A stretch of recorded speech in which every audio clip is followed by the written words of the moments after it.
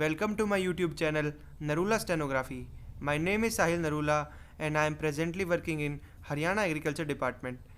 I have qualified SSC stenographer and Delhi High Court skill test as well.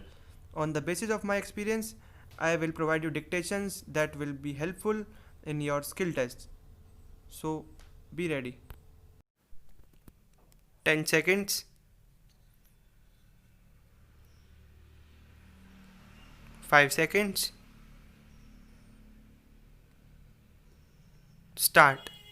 Members of Parliament, we are meeting here today in the closing stages of the life of this Parliament.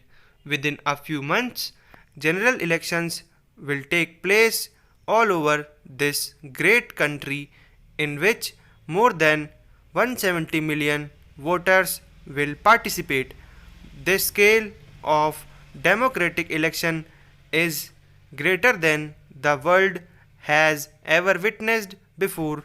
It entails a very heavy burden on those who are responsible for its organization and a heavy responsibility on all our people.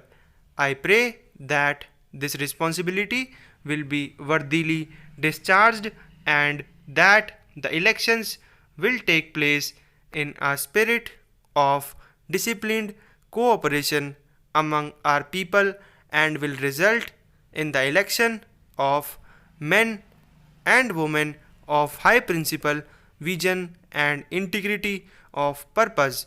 The problems that the world and our country have to face are complex and difficult, and it will require all our wisdom and courage to help in their solution. In the world today, war and peace are in precarious balance, and the forces of peaceful constructive effort have to contend against the forces of disruption and destruction. It is my firm belief that only by adhering to principles and not by seeking some temporary advantage at the cost of principles shall we serve our country and the great causes we have at heart. The unfortunate country of Korea, which has suffered during the past year death and destruction on a colossal scale, is the example today of what might happen to the world at large if fear, obstinacy, and passion lead great nations to war. For some time past, a conference in Korea has been considering the terms for a ceasefire. I earnestly hope that success will crown the efforts of this conference and that this terrible war will cease. After this first success, other steps will have to follow to settle the problems of the Far East. That settlement can only be enduring if it brings into its scope all the countries that have vital interests in the Far East and recognizes their legitimate position in the world today. Proposals have been made for the conclusion of a treaty of peace with Japan.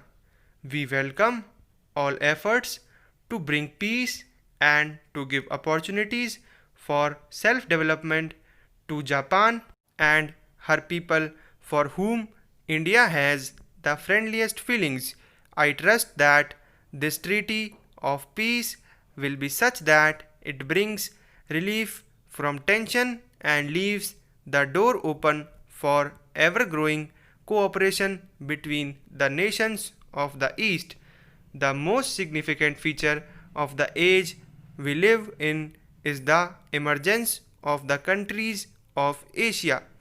When the history of this period comes to be written, perhaps pride of place will be given to this awakening of Asia. That awakening has been and continues to be troubled. It has been varied and has taken different forms in different countries. But the outstanding fact is that great changes are coming over the continent of Asia. In many cases, the old order has been entirely upset. In others, some middle stage of democratic progress has been found. Our neighbor Nepal, with whom our relations have always been of the closest friendship, has taken a great step towards the establishment of a democratic form of government. She is having some difficulties in this period of transition, but I feel sure that these will be overcome and independent and democratic Nepal will make rapid progress. In Western Asia, there has been an emergence of the same spirit and of the same urge for political and economic progress. This has sometimes led to trouble and tension, and difficult problems have arisen. Many tragedies have occurred in this region in recent months. Only some days ago, His Majesty the King of Jordan was the victim of assassination. In Iran, behind the dispute about oil lies a great awakening.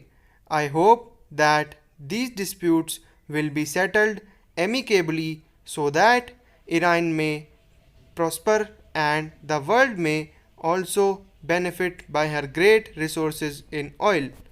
My education minister Maulana Abul Kalam Azad recently paid goodwill visits to Turkey and Iran and carried our messages of friendship to them.